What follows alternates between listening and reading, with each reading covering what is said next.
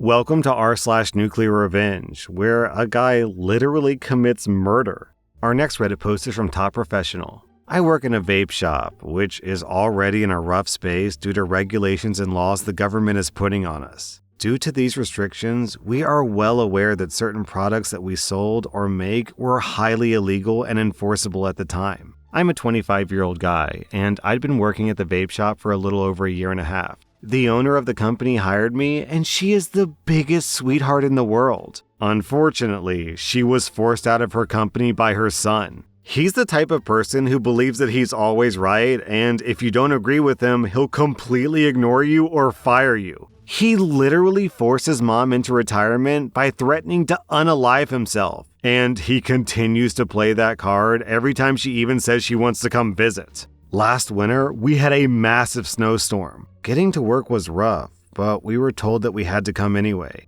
We get there, and the snow isn't plowed from the parking lot because the boss didn't want to pay the guy to do it, so we had to do it.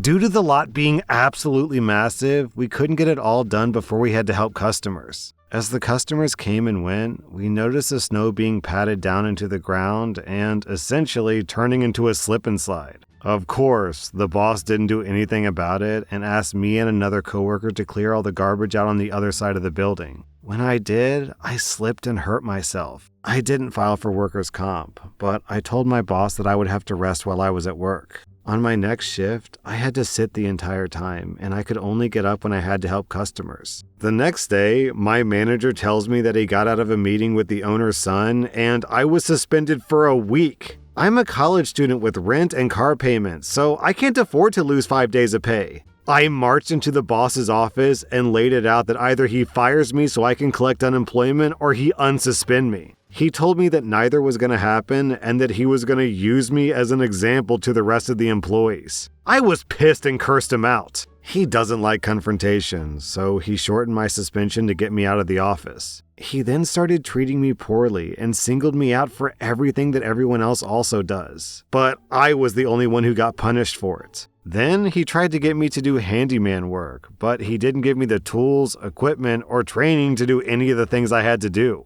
This was the tipping point for me. After I was constantly singled out, I came to learn that everyone else was mad at the boss. I learned all the dirty little secrets about the company, including illegal products, labor violations, tax violations, etc. I then shared these secrets with multiple government agencies, the FDA, OSHA, the Department of Labor, and I reported him by name. First, OSHA came by and did an inspection on my day off. The boss told everyone that they only cited him for a small violation, but he was good outside of that. I was obviously angry, but a few weeks later, I got a packet in the mail telling me that he got cited for everything and he was getting massive fines. Later, the boss called me and my manager into his office. The boss told my manager that he was getting demoted for not writing me up more and that I was no longer getting my raise until I fixed my attitude. This, of course, was right after he said, "I don't care that you called OSHA." This little act is known as retaliation, which is illegal. I would have a lawsuit to destroy him. Sometime later, I got a text from my coworker while I was taking the day off. The message said, "The FDA is here. The manager quit and it's getting crazy." The FDA and the IRS came rolling in full force in black trucks and SUVs. They came in and raided the place, seizing all the illegal products and all the paperwork pertaining to the business. They're still there as I write this, so hopefully there will be more to come. But knowing how these things tend to go, I won't have a job for much longer. Then OP posted an update. The ATF also showed up.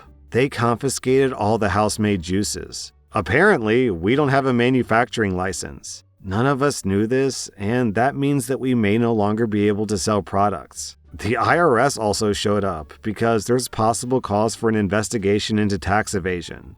Then OP posted another update. It looks like the boss is going to have to pay massive fines and is possibly looking at jail time. He likely won't ever be able to get a manufacturing license for the rest of his life, and they essentially said that he won't be able to open any new businesses. I know that he had 2 new locations rented out and was in the process of opening them, but now that's never going to happen. They're raiding his other businesses today, and that's going to be interesting considering that if he doesn't have paperwork for those 2, that could mean more jail time. So overall, it looks like he's going to lose a ton of money and possibly go to jail. Our next Reddit post is from Reasonable Theme. So this took place over 3 years, give or take. I'm a 29-year-old woman, and I left the military and picked up a contracting job in the same field. While I was starting my new career, I was also leaving an unhappy and abusive marriage. My ex-husband, who's 29, was a store manager at GameStop, and whenever anyone asked him if they offered military discount, he would give it to them and then ask the person if they knew me on base and what I was up to. So that's how my husband met Bob, who's 35, who actually worked for me, and the two of them bonded over their mutual hate for women. Bob would refer to me as a whore and a slut at work, and even went so far as to attempt to get my home address to give it to my ex. I reported the incidents through proper channels, and I had to get a new apartment, but unsurprisingly, the military did nothing to Bob. So I decided to keep my eyes on Bob and wait until he made another misstep. Over the next 3 years, working with him was horrible. He would undermine my authority in my section by telling junior people that I was stupid, by being intentionally insubordinate, and publicly talking about how he was exploiting the foster care system to make money off the children that he was supposed to be taking care of. About a year ago, another girl, who's 20, came to me and told me that Bob was approaching her in a way that made her uncomfortable. When I pulled up their chat log, Bob was begging her to passionately hug him, even though he was married, and she was repeatedly telling him that she wasn't interested.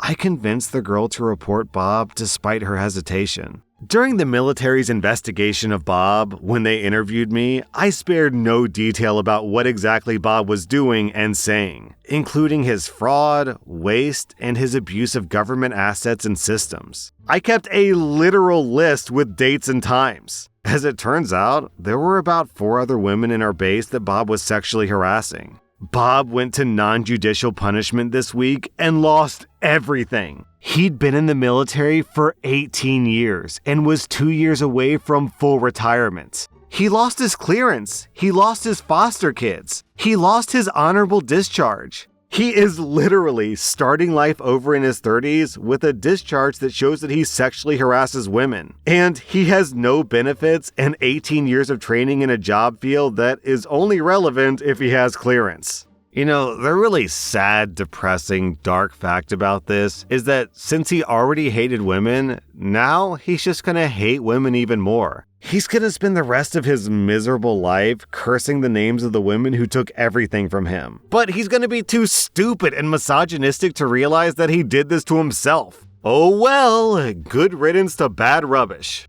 Our next Reddit post is from Last Background. So this was told to me by my dad over a drink recently. He'd gotten a little drunk and ended up admitting it to me. He said that too much time had passed and he'd paid the consequences, so there was nothing to come back on him. Uncle Mark was my favorite uncle when I was a child. He always invited me around to show me his airsoft gun collection, hide-and-seek parties with my friends, and even took us to the beach. He would always come with sweets for us and acted like one of us, another child who just wanted to have fun. Then, one day, when I was like 7, my dad was driving me over to my uncle's place. My dad had been happy and cheerful for the entire day. He was going on about how much he loved the fact that his brother wanted to be in his kid's life, until he got a call. I was in my room packing my stuff when I heard the most blood-curdling scream from my dad. He was screaming and raging. I heard him rip open our front door and slam it back with enough force to make the picture next to it fall off the wall. I didn't see my dad for a long time after that, and he never told me why until we had this talk, but that'll be explained at the end. My mom had a lot of money saved up from a minor lottery win, so we were okay, and she always smiled and said, "Daddy is just away for a little while because he's looking after you and your siblings," whenever I asked where my dad was. Uncle Mark didn't come around either during this time, but we did see him in town a couple of times. Funnily enough, he ran away the moment my mom saw me waving at him. 9 months later, Dad came home and I excitedly ran over and hugged him. He hugged me right back with a good squeeze. We had a party to celebrate him coming home. We had party food, a cake, and all the usual stuff. I was just happy that my dad was home though. A week or so later, Dad sat me down with the other kids and explained that Uncle Mark wouldn't be coming around anymore, and when I asked why, he just said that Uncle Mark was a bad person, and that if he ever tried to talk to us, we were to ignore him and come find one of them. We all agreed because my dad always knew the best, after all. One day, a year or so later when I was 9, I was coming out of school to wait for my parents to pick me up, and I see Uncle Mark standing there with a big grin. I get nervous when he comes up to me, saying that he's here to take me for a ride. I tell him that I'm not supposed to talk to him, that he's a bad person like my dad said. Uncle Mark got this scary look on his face for a second, told me that it was all good and that my parents had changed their mind. Then he tried to take my hand. That's when I saw my dad just appear. My dad punched Uncle Mark right in the face, and I saw blood fly as Uncle Mark went sprawling. I didn't see much after that, except Uncle Mark running away and my dad chasing him. My dad came back after a while, sighed, and gave me a hug. He told my mom to take me home and that he'd see us later. I don't know why, but I knew there and then that it would be a long time before I ever saw my dad again. And I was right. 5 years.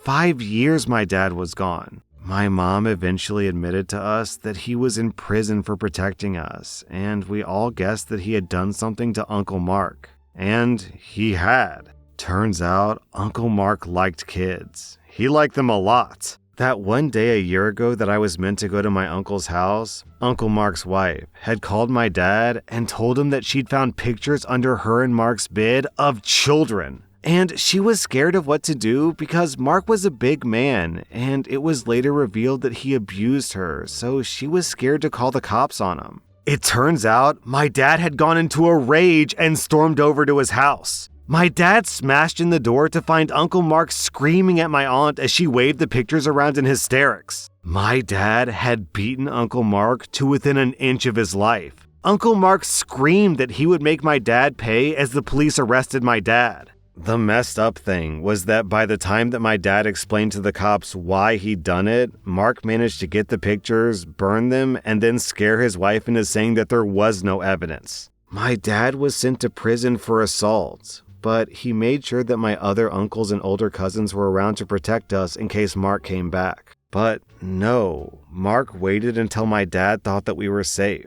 Then, according to my dad, Uncle Mark had come to kidnap me from school right under their noses. Who would stop him? People didn't believe my dad when he explained that Mark was a predator. They thought that my dad was just making up some BS excuse to justify attacking him. After all, the cops hadn't found anything, and his wife said that my dad was a liar, whereas my dad was a big angry guy with a few assaults under his belt already. So to everyone else, this was just my nice uncle here to pick me up from school. At the school incident, my uncle did manage to get away from my dad, but my dad knew where he would go. My dad knew that Uncle Mark would run home and hide, and more than likely destroy any evidence that he had gotten since destroying the last set of pictures. My dad also knew that the cops would probably be looking for him since he punched someone at a school. The difference was, though, my dad had his car while Uncle Mark was on foot. So my dad drove over to my Uncle Mark's house and demanded to know if my aunt was going to lie again after what Uncle Mark had just tried to pull.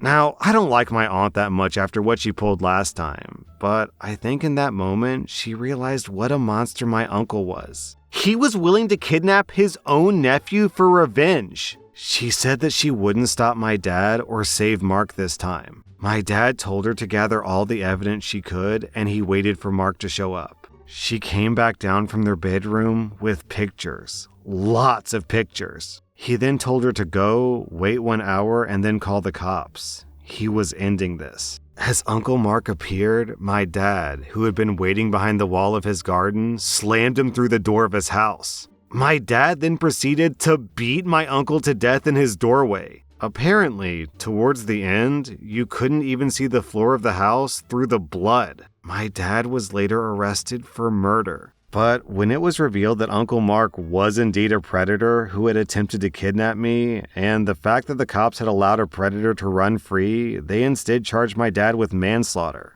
My dad's lawyer said that my father had gone into a protective rage and had only intended to render my uncle harmless. My dad said that he didn't regret it, but that he had wished that he had done something else purely so that he didn't miss out on so much of my life. I told him that I was forever going to be proud of him for that, and that I loved him. I was a bit shocked that I wasn't told what exactly Uncle Mark was for so long. But my dad asked me if things would have been any better if I learned the truth as a kid instead of now that I'm adult and I can handle the truth. And he's right. As a child, I wouldn't have been able to mentally handle it. I mean, I'm barely able to handle the truth now.